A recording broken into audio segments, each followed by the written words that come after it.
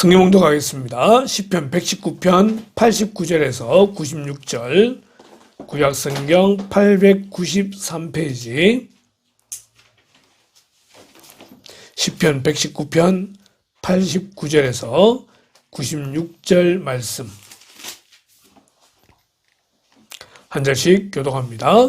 여호와여, 주의 말씀은 영원히 하늘에 굳게 섰사오며 주의 성실하심은 대대에 이르나이다. 주께서 땅을 세우셨으므로 땅이 항상 있사오니 천지가 주의 규례들대로 오늘까지 있음은 만물이 주의 종이 된 까닭이니이다. 주의 법이 나의 즐거움이 되지 아니하였더면 내가 내 고난 중에 멸망하였으리이다. 내가 주의 법도들을 영원히 잊지 아니하오니 주께서 이것들 때문에 나를 살게 하심이니이다. 나는 주의 것이오니 나를 구원하소서. 내가 주의 법도들만 찾았나이다. 악인들이 나를 멸하려고 엿보오나 나는 주의 증거들만을 생각하겠나이다. 내가 보니 모든 완전한 것이 다 끝이 있어도 주의 계명들은 심히 넓으니이다. 아멘. 오늘의 강론, 말씀을 통한 하나님의 섭리, 이런 제목으로 잠시 말씀을 나누겠습니다. 웨스터민스터 소유리 문답 제11문입니다. 하나님의 섭리의 사역은 무엇입니까? 우리 지난주에 하나님의 창조를 다루고 사람을 창조한 내용까지 다루었는데 하나님의 섭리를 다루게 되겠습니다. 그 섭리의 사역이 무엇이냐라고 할 때, 하나님의 섭리의 사역은 그분의 지극히 거룩함과 지혜와 권능으로서 모든 피조물들과 그들의 모든 행동을 보존하시고 통치하시는 것입니다. 자, 그분의 지극히 거룩함과 지혜와 권능, 오늘 강론의 말씀으로 설명할 수 있고, 그 말씀으로 하나님은 섭리에 가신다라고 이제 말할 수 있는 겁니다. 자, 섭리가 뭐냐라고 할 때, 세상과 우주 만물을 다스리는 하나님의 뜻을 섭리라고 이야기합니다. 자, 세상과 우주 만물을 다스리는 하나님의 뜻. 그렇기 때문에 이 섭리에는 하나님이 세상을 창조하셨고 지금도 다스리고 계신다라고 하는 것이 포함되는 겁니다. 그것을 그림으로 가장 잘 보여주는 그림을 찾았는데 이런 겁니다. 온 우주를 섭리하시지만 특별히 이 지구를 하나님께서 보존하시고 관리하시고 통치하신다. 어디서 이런 그림이 나왔는지 모르겠지만 이 그림이 눈에 딱 보였어요. 그래서 이 하나님의 손길이 느껴지더라고요. 자, 이게 섭리입니다. 섭리. 다시 한번 구체적으로 들어가십시다. 섭리가 뭐냐라고 할 때, 하나님께서 창조하신 세상의 통치 목적을 달성하기 위해서 행하시고 인도하시는 모든 사역을 말합니다. 하나님의 통치 목적이 뭐냐면은 모든 만물이 하나님을 영화롭게 하고 하나님을 찬양하는 것이 통치 목적입니다. 그렇게 하기 위해서 온 우주 만물을 만드셨고 사람을 창조하셨어요. 그래서 그렇게 되어지도록 하기 위해서 하나님은 지금도 일하고 계신다. 그것을 섭리라고 이야기합니다. 자, 다시 보십시다. 하나님은 우주 만물을 창조하시고 운행하시며 그의 손으로 붙드시고 다스리신다. 우리가 과학자가 아니기 때문에, 특별히 또 우주과학자가 아니기 때문에 이 우주의 신비를 우리가 어떻게 설명할 수는 없습니다. 그런데 우리가 흔히 말하는 이 태양계만 하더라도 이 지구를 위시해서 행성들이 있는데 이 행성들의 거리가 조금이라도 멀어지게 되거나 가까워지게 되면은 우주가 폭발하게 되더라는 거죠. 자, 이제 오늘 아주 따뜻한 봄 날씨입니다. 초여름 날씨라고 이야기하기도 하는데, 만약 지구가 태양이 좋아서 내가 태양과 좀 더 친하게 가까이 가겠다라고 하면 어떻게 될까요? 지구는 불탑니다. 만약 지구가 태양이 밉다고 해가지고 좀 멀어지게 되면은 얼어 죽어요. 그런데 수천 년 동안 이 태양을 돌 때에 그 중간에 있는 모든 행성들의 간격과 이 도는 게 일정하더라는 것입니다. 이게 통치라는 겁니다. 그의 손으로 붙드시고 다스리시는 것. 이것을 섭리라고 이야기합니다. 창조주는 창조를 붙드시지만 새로운 종이나 새로운 존재물들을 창조하시는 것이 아닙니다. 창조는 이미 끝났습니다. 좀 이따 다루겠지만 창조는 끝났습니다. 창조는 끝났고, 그렇기 때문에 새로운 것들을 창조하시는 게 아니에요. 그냥 창조되어진 것들을 붙드시는 거죠. 이것을 우리 인간들은 뭐라 말하느냐? 자연적이라고 이야기합니다. 근데 결코 자연적이지 않아요. 하나님께서 이 우주 만물을 지금도 섭리하고 계시기 때문에 이 우주가 질서 있게 운행되더라고 하는 것입니다. 이 섭리에는 두 가지 요소가 있습니다. 첫 번째는 보존입니다. 보존, 붙드시는 거죠. 그가 창조하신 만물들과 거기에 부여하신 특성과 능력들을 성질과 법칙대로 유지시키는 계속적인 사역이다. 조금 더 다시 한번 설명할게요. 보존, 두 번째 통치입니다. 자신이 만드신 만물을 직접 세운 법칙대로 그 존재의 목적에 맞도록 다스리는 겁니다.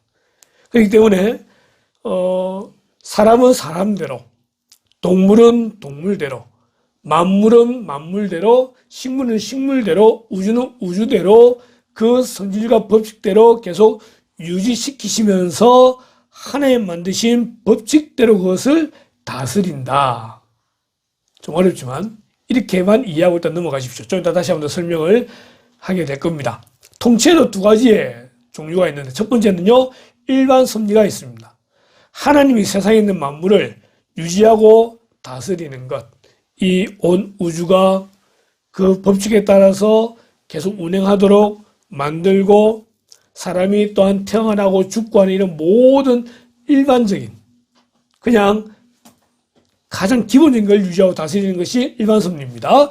특별 섭리는 범죄한 백성을 다시 돌이켜 자기 백성 삼기 위해서 행하시는 모든 일들입니다. 이게 이제 뭐냐면은 시급한 기도 응답, 비상시에 구출, 긴급한 위험에서의 보호, 이런 것들이 이제 특별 섭리라고 해서 우리가 흔히 말하는 이적이라든지 기적이라든지 지금은 기도 응답으로 나타나는 것들을 특별 섭리라고 이야기하는 겁니다. 하나님이 특별히 개입하셔야 될 만한 일이 생긴 거예요. 특별히 개입하셔야 될 일이 생긴 거예요. 이것은 일반적이지 않아요. 일반적으로 해결될 수 없는 문제이기 때문에 하나님이 특별히 개입하셔서 통치하시는 것을 특별 섭리라고 이야기합니다. 가장 하찮은 일들, 그리고 우연하게 보이는 일들, 사람의 악한 행실과 선한 행실들, 이 모든 것까지 하나님의 통치 아래에 있다라고 하는 것입니다.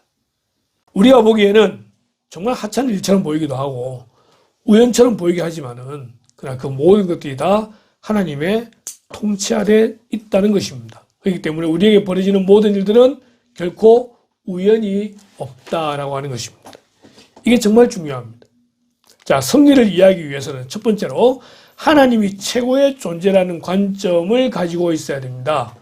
모든 일을 하나님이 섭리하신다라는 것을 우리가 이 하나님의 존재를 인정하는 게 중요하고요. 두 번째로는 이 모든 것의 역사를 지배하고 주관하시는 하나님의 주권을 인정하는 것이 중요합니다. 그냥 우연이라는 것이 아니라는 거예요. 이 모든 일이 하나님의 계획 가운데 있었다. 자, 계획 가운데 있었다고 해서 하나님이 우리를 고의로 벌 주시기 위해서, 고통을 주기 위해서 그걸 허락하신 것은 아니다라는 것입니다. 거의 대부분의 이유는요, 우리의 잘못 때문에 그런 문제가 생기게 됩니다. 하나님은 그런 가운데서도 그것을 선하게 인도하시게 되더라는 거예요. 어쨌든 그 모든 과정이 하나님께서 주관하시고 그 주권 안에 있다는 것을 일단 인정하는 것이 섭리를 이해하는 데 도움이 됩니다. 세 번째로는 성경의 가르침을 통해서 우리는 깨닫게 된다. 아, 이것이 그래서 그랬구나.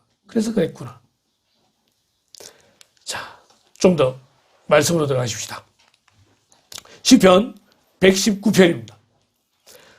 시편 119편은 성경에서 가장 긴 장입니다.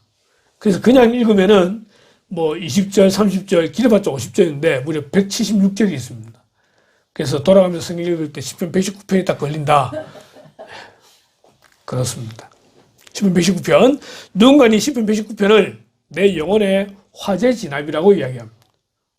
힘들고 어려울 때에 하나님의 섭리에 대해서 하나님의 말씀을 우리에게 어떻게 소개해 주는가 라는 것을 다루게 되는 것이 시편 119편이고 오늘 우리가 읽었던 말씀 앞에 구절부터 시작해서 하나하나 살펴보려고 합니다.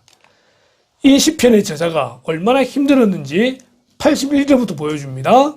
나의 영혼이 주의 구원을 사모하기에 피곤하오나 82절 나의 말이 주께서 언제나 나를 안위하실까 하면서 내 눈이 주의 말씀을 바라기에 피곤하니이다. 83절 내가 연기 속에 가죽부대같이 되었으나 연기 속의 가죽부대는요 일명 훈제입니다. 훈제시키는 분위기입니다. 그러니까 그 안에 완전히 이제 찌는 거죠. 84절 주의 종의 날이 얼마나 되나이까. 이거는 자기의 거의 절망적인 고백을 하고 있다고 보면 됩니다.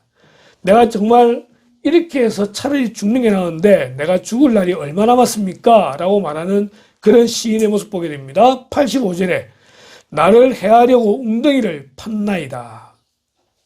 나를 해하려고 웅덩이를 팠나이다. 좀 이따 웅덩이를 파고 거기에 묻혔던 한 사람 이야기를 하게 될 겁니다. 이유 없이 나를 핍박하오니 87절 그들이 나를 세상에서 거의 멸하였으나 이렇게 지금 시인은 자기의 힘든 상황을 고백하고 있는 겁니다. 자, 그렇게 고백하는데 아주 재미있는 것은요, 이 본문 가운데 계속해서 주어지는 말씀이 있습니다. 자, 81절에 피곤하오나 나는 주의 말씀을 바라나이다. 피곤합니다로 끝나는 것이 아니라 피곤하오나 주의 말씀을 바라나이다. 82절 내 눈이 주의 말씀을 바라기에 피곤합니다. 그럼에도 불구하고 말씀을 바라보는 시인의 모습을 보게 되는 거죠. 83절 내가 연기 속에 가죽부대같이 되었으나 주의 율례들을 잊지 아니하나이다. 지금 모두 다 이 율례라는 말이 말씀과 동일한 말씀이라고 보시면 되겠습니다. 85절에 주의 법을 따르지 아니하는 교만한 자들이 86절 주의 모든 계명들은 신실하니이다.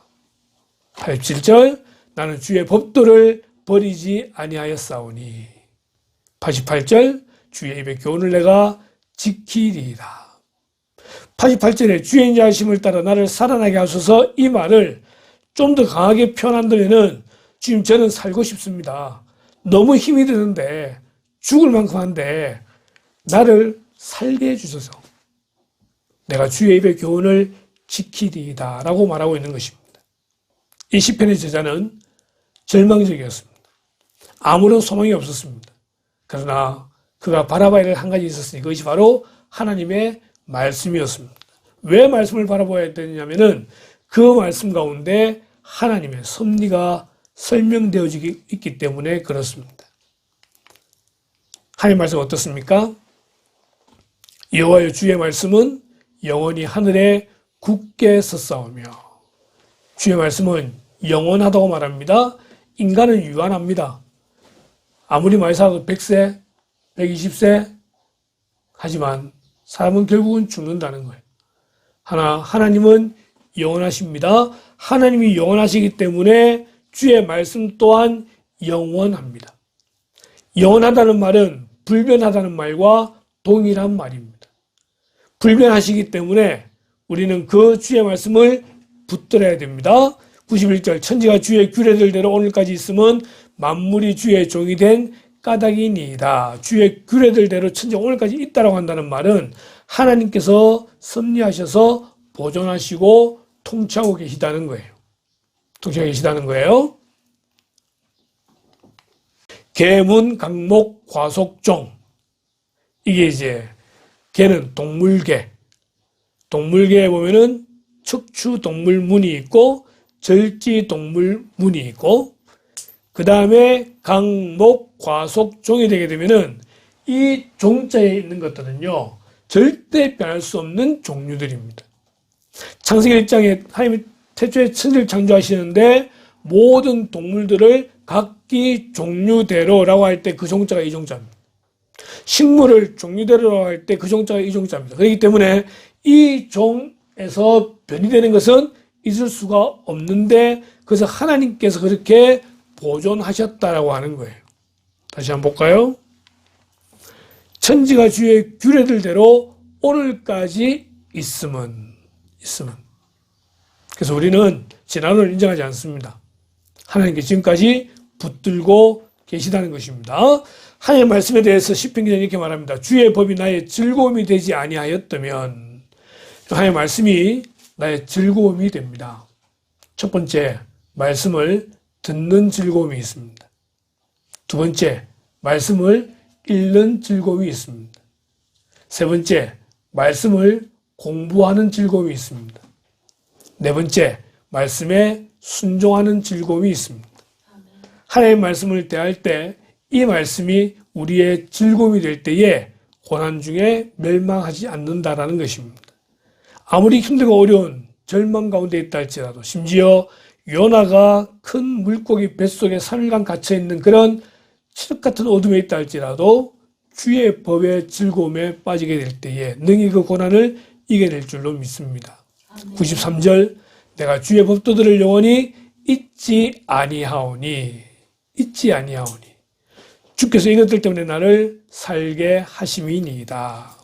영원히 잊지 아니하오니 우리가 하나님의 말씀을 잊지 않아야 됩니다. 그 말씀이 우리를 살게 하십니다.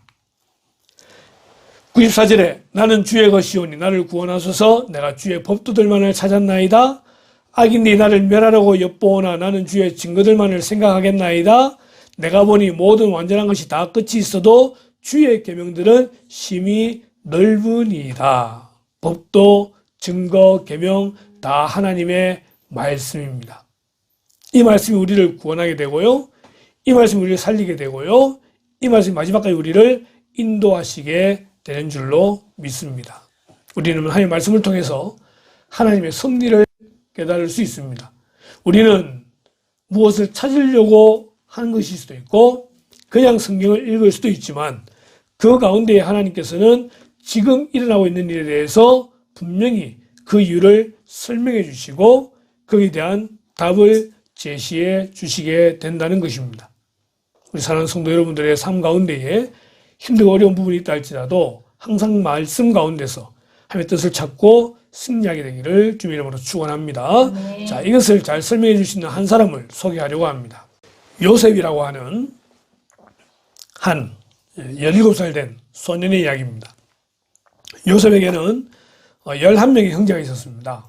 그리고 11명의 형제는 각기 배다른 4명의 엄마에게서 태어난 그런 형제들이기 때문에 이 형제들 사이가 썩 그렇게 좋을 수는 없었고 그 가운데 요셉은 11번째 아들이었습니다. 그런데 그 요셉의 엄마는 아버지인 야곱이 너무나 사랑했던 여인이었기 때문에 다른 어떤 아들들보다도 이 요셉을 더 사랑해서 그에게는 이렇게 채색옷이라 불리우는 색깔이 다른 옷을 입히며 더 사랑을 하게 됩니다. 여러분 12명의 형제 가운데에 유독 한 명이 아빠 사랑을 많이 받고 옷이 튀었다. 어떻게 될까요? 분위기가? 당연히 시기 어린 딸을 당할 수 있습니다. 근데 나아가서 이 소녀는 꿈을 꿨는데 첫 번째는 그 곡식 볕단이 있는데 누가 봐도 자기 형제들의 볕단인 게 분명해요. 근데 11개의 볕단이 자기 볕단을 향해서 절을 하더라는 것입니다. 신기하잖아요. 그래서 이것을 형들에게 이야기했어요. 형들 마음이 어떤 마음을 품게 될까요? 네가 뭐가 잘나서 우리한테 절을 받으려고 하느냐라는 마음을 품게 되겠죠? 며칠 지나지 않아서 또 꿈을 꾸게 되는데 하늘의 해와 달과 11개의 별이 자기 별에게 절하는 꿈을 꾸게 된 겁니다. 형제들이 또 뭐라고 말할까요? 네가 전에 우리한테 절을 받겠다고 하더니 이제는 어머니 아버지까지도 절을 받으려고 하느냐라고 하면서 더욱 미워하는 마음을 가지고 있다가 어느 날 아버지가 그 들에서 양을 치는 형들에게 도시락을 갖다 주라고 심부름을 시키게 됩니다. 그 심부름을 하러 갔는데 형제들이 요셉을 보게 된 겁니다. 집에서는 멀리 떨어져 있는 곳입니다. 다들 마음에 미워하는 마음이 있었습니다.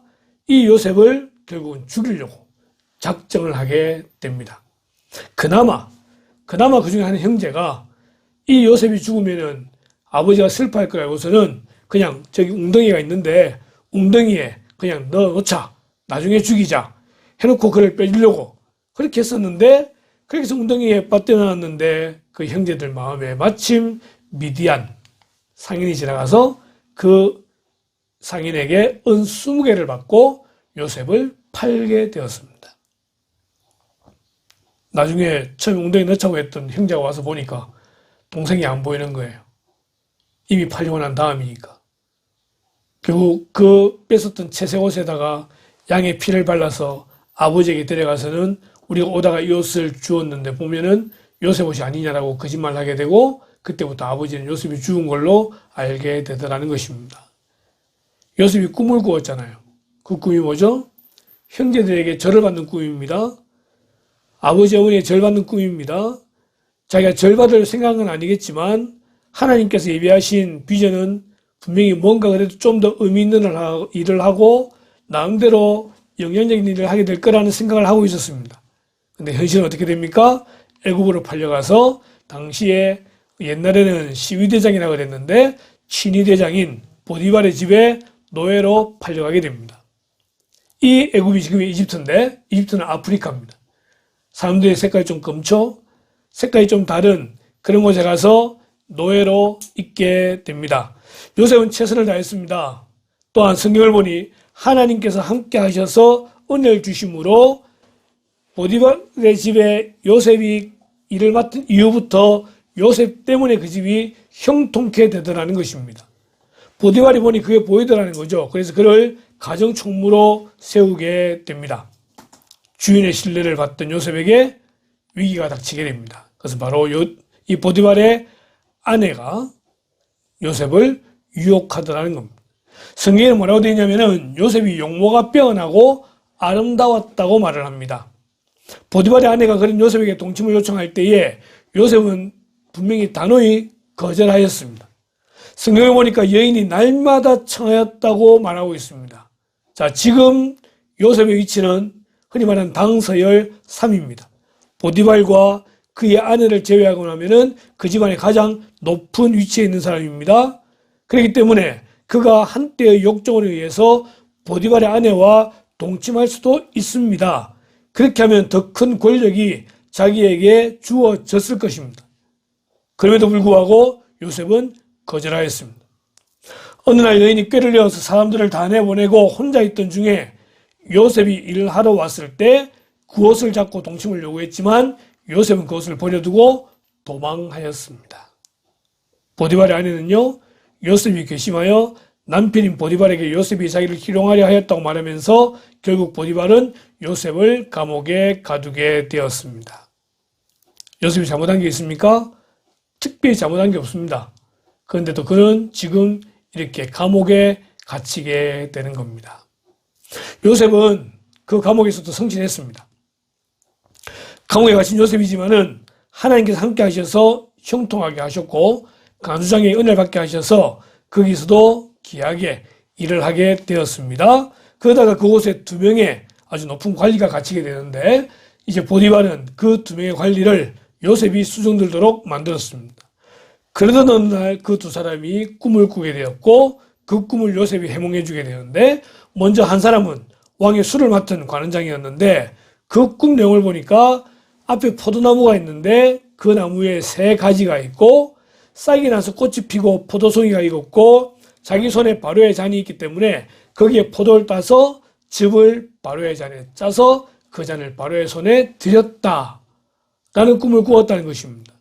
요셉이 해몽하기를 당신은 사흘 후에 복직될 것입니다. 그 말을 듣고 떡 굽는 관원장도 자기가 꾸었던 꿈 내용을 말하는데 흰떡 3강주리가 내 머리에 있고 맨 윗강주리에 바로를 위하여 만든 각종 구원 음식이 있는데 새들이 내 머리에 광주리에서 그것을 먹더라. 꿈의 내용이 뭐죠? 이 사람은 사흘 만에 죽을 것이다. 요셉은 술 맡은 관원장에게 말합니다. 자기의 사정을 고하고서는 여기서 나갈 수 있게 해달라 이렇게 이야기했지만 사흘 후 살아난 술 관원장은 요셉을 기억하지 못했다 라고 39장의 끝을 맺고 있습니다. 요셉이 특별히 잘못한 일이 있었던 것도 아니었고 누명을 쓰고 감옥에 갇히게 되었고 그나마 어떻게 또 한 사람을 알게 되어져서 나갈 수 있는 길이 열렸음에도 불구하고 결국 그 사람이 그걸 잊어버림으로써 여전히 감옥에 있어야 되는 그런 요셉의 상황. 이집트 왕자 2편이라고 하는 그런 애니메이션이 있었습니다. 거기에 제가 좋아하는 찬양과 함께 그 상황에 대한 이 요셉의 울부짖는 모습들을 볼 수 있는데 잠시 한번 보겠습니다.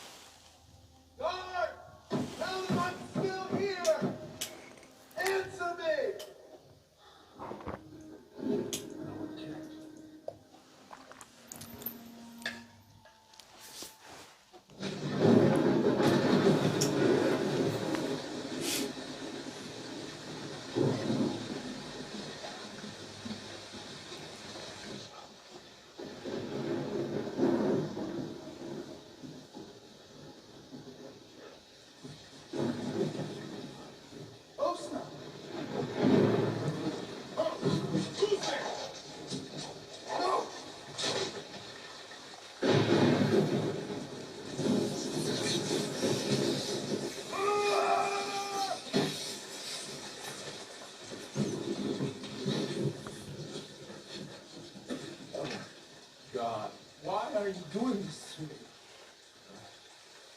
Do you hear me? Any kindness you take away. You were the one who gave me the dreams. You brought me the gift. Some gift. My dreams are lies. What have I done to deserve this?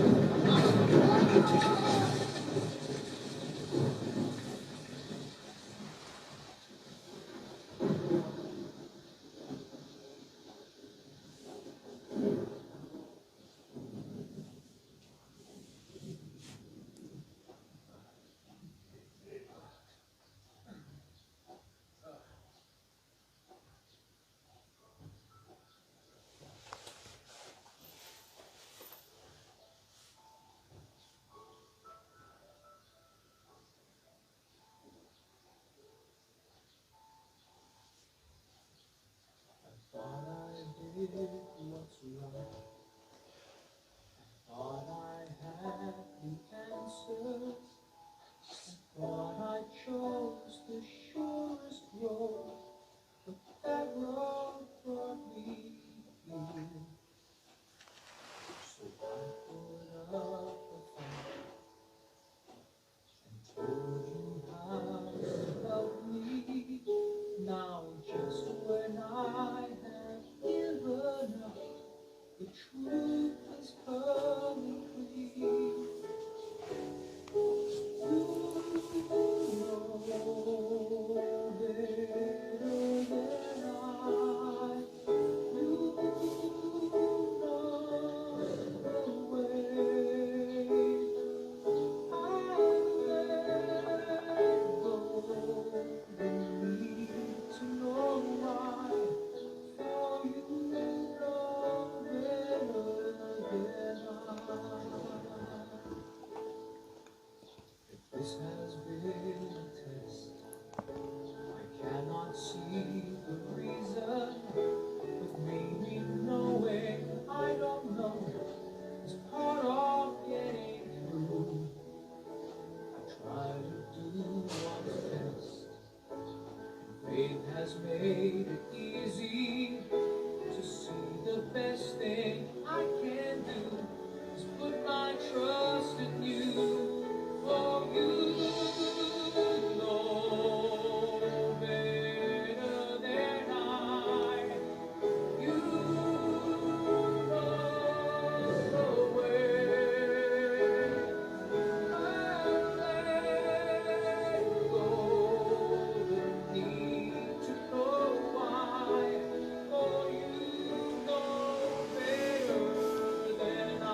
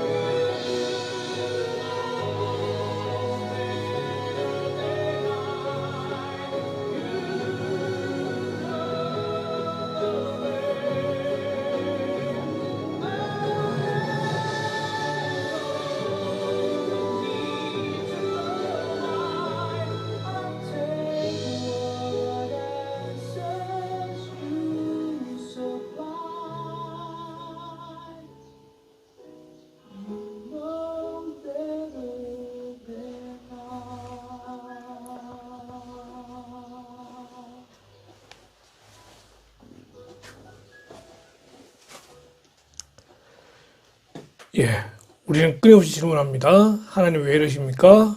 도대체 저에게 무엇을 원하십니까? 어디까지 더 내려가야 합니까? 꿈을 주셨잖아요. 비전을 주셨잖아요.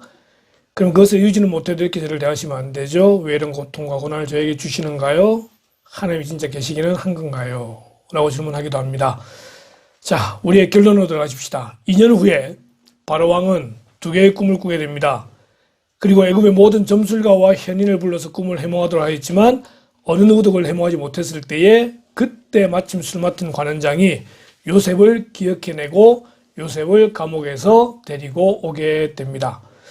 왕이 꾸었던 꿈은 2가지인데 첫 번째는 호숫가에 앙상한 7마리의 호수, 소, 암소, 살찐 암소 7마리가 있는데 이 처음에 아주 보기 좋은 살찐 7마리의 암소가 있었는데 호숫가에서 이 앙상마리 7마리의 암소가 나와서 이 살찐 암소를 잡아먹더라는 것입니다. 그 다음에 7줄기에 아주 통실하다고 해야 되나요? 그런 이제 이삭이 있게 되는데 이것을 앙상 마른 이삭이 먹게 되는 이런 이제 꿈을 꾸었었는데 요셉은 해몽합니다. 처음에 7년 동안 큰 풍년이 있는데 그 후에 7년 동안의 흉년이 있어서 앞에 있었던 풍년을 기억 못할 정도로 힘들게 하는 그런 흉년이 생길 겁니다. 왕이 묻습니다. 어떻게 해야 되겠느냐? 지혜로운 자를 세워서 일을 잘 맡기면 됩니다라고 하나하나 설명하게 되었을 때에 이 왕은 그 자리에 바로 요셉을 총리로 세우게 됩니다. 이때 요셉의 나이가 몇 살이냐면은 30세입니다.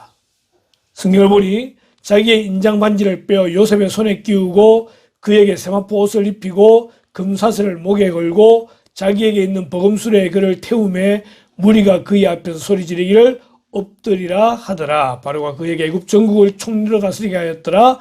이때 요셉의 나이가 30이었다. 애굽은 30세 이전에는 관직에 나아갈 수 없었던 것 같습니다. 술 맡은 관원장이 그때 이야기를 해서 요셉을 빼내었다고 한다면은 요셉은 그냥 그런 애굽에 있는 한 사람이 되고 말았을 것입니다. 그런데 하나님은 그의 나이 30세에 가장 절묘한 상황 가운데 요셉을 세우셔서 그로 하여금 애국 전국을 다스릴 수 있는 그리고 그로 인하여 전 세계를 살리는 그러한 사람으로 세우시게 되더라는 것이죠. 그리고 요셉이 총리가 되어 풍년 때 다가올 흉년을 잘 준비했었고 흉년이 시작된 지 2년 이후에 다른 나라 사람들도 양식을 사려고 올 때에 형제들도 오게 됩니다. 이 형제들은 요셉을 알아볼 수 없었습니다. 애굽의 총리였기 때문에 엎드려 절을 하는데 요셉은 그 꾸었던 꿈 내용을 기억하는 거죠. 근데 형제들은 지금 자기들이 팔았던 요셉이 애굽의 총리가 되었을 거라는 상상을 할 수도 없었던 것입니다. 요셉이 17세에 꿈꾸었던 꿈을 22년이 지나 이루어지는 것을 지금 보게 되는 겁니다. 모든 과정을 다 생략하고 이후 요셉은 형제들에게 자기가 요셉임을 고백합니다. 그리고 아버지 요셉을 유시해서 모든 가족을 애굽에 데리고 와서 한 가족을 이루고 후에 한 민족으로 성장하는 것을 보게 되는 겁니다. 왜 요셉이 고난을 당해야 되었을까? 왜 요셉이 고통을 당해야 되었을까라고 할 때 그 당시에는 아무도 그 이유를 알 수 없습니다. 분명한 것은 하나님의 섭리가 거기에 있다는 것과 이 섭리가 분명히 선하게 인도하실 것은 틀림없지만 우린 그 섭리를 믿고 기대할 수밖에 없고 거기에 대한 답을 성경을 통해서 우리는 찾게 되는 것입니다. 야곱의 가족이 모두 다 요셉을 인해서 애굽에 오게 됩니다. 이것이 왜 중요합니까? 오늘 저녁에 배우게 되겠지만 아브라함에게 약속하셨던 네 자손이 하늘의 별과 같이 바다의 모래와 같이 많게 하시겠다고 약속하셨던 그것을 이루시기 위해서 이들은 애굽으로 오게 되는 겁니다. 하나님의 계획과 섭리가 요셉을 그렇게 인도했다는 것입니다. 하나님 모든 걸 협력하여 선을 이루시는 분이시기 때문에 우리는 어떤 가운데서도 하나님을 기억하며 견딜 수 있기를 주님의 이름으로 축원합니다. 그게 나랑 무슨 상관입니까? 첫 번째, 억울한 일과 괴롭고 슬픈 일, 비참한 상황에 처했을 때에 환경만 바라보는 불신자들과는 달리 우리는 하늘을 바라보고 그리스도께서 계신 곳을 볼 때 위로를 얻고 사람을 의지하지 않고 하나님의 능력과 지혜와 응답을 기다리는 믿음을 가지게 되는 것입니다. 두 번째, 섭리를 믿는 사람은 먼저 기도할 것이며 하나님이 주시는 지혜를 얻고자 힘쓸 것이며 서둘러 문제를 해결하기보다는 하나님이 주시는 고통의 훈련과 괴로움의 과정을 통해서 믿음을 단련하고 강화하며 거룩하여지는 계기로 삼아야 합니다. 세 번째로, 이 세상에 우연히 나는 일은 없고 저절로 되어지는 일도 없으며 모든 것은 하나님의 섭리 가운데 발생하므로 자기 이위에 세워진 권세들, 부모, 스승, 선배, 상사 이런 권세들과 아랫사람들과의 관계 속에서 하나님의 손길을 볼 것이며 또 여러 가지 환경 속에서 감사하는 것을 배우고 실제로 그런 신앙을 고백하는 성도가 되기를 주님의 이름으로 축원합니다. 이 한 주 동안 우리에게 또 어떤 일이 생길지 알 수 없지만 하나님의 섭리를 기대하면서 우리가 승리하게 하실 그 모습을 함께 꿈꾸며 나아갈 수 있기를 주님의 이름으로 축원합니다. 기도하겠습니다.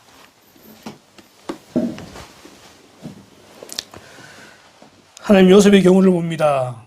17살 때 한참 꿈 많은 청소년이었지만 형제들에 의해서 이집트의 포로로 끌려가게 되고 그것도 최선을 다해서 남대로 자리를 잡았지만 또 한 여인의 유혹을 뿌리침으로 감옥에 가게 되어지고 감옥에서 두 사람의 꿈을 해몽해 줌으로써 나갈 수 있는 길이 열렸지만 결국 기억하지 못함으로 인해서 다시 또 2년이라는 세월을 그 감옥 가운데 보내었던 요셉. 그 요셉은 분명 하나님의 뜻을 찾기 위해 노력했을 것이고 또한 기도했을 것이고 하나님께 맡게 되었던 모습이었음을 저희들이 상상을 합니다. 하나님의 섭리가 분명히 존재할진데 하나님께서 우리를 선하게 인도하실 줄로 분명히 믿으며 지금 우리가 힘들고 어렵고 때로는 고난과 고통 가운데 있다 할지라도 하나님께서 분명히 선하게 인도하실 줄로 믿으며 나아간 저희들 되기를 간절히 소원합니다. 포기하지 않게 하시길 원하옵고 다시 한번 일어선 저희들 낼 수 있도록 인도하여 주시기를 원합니다.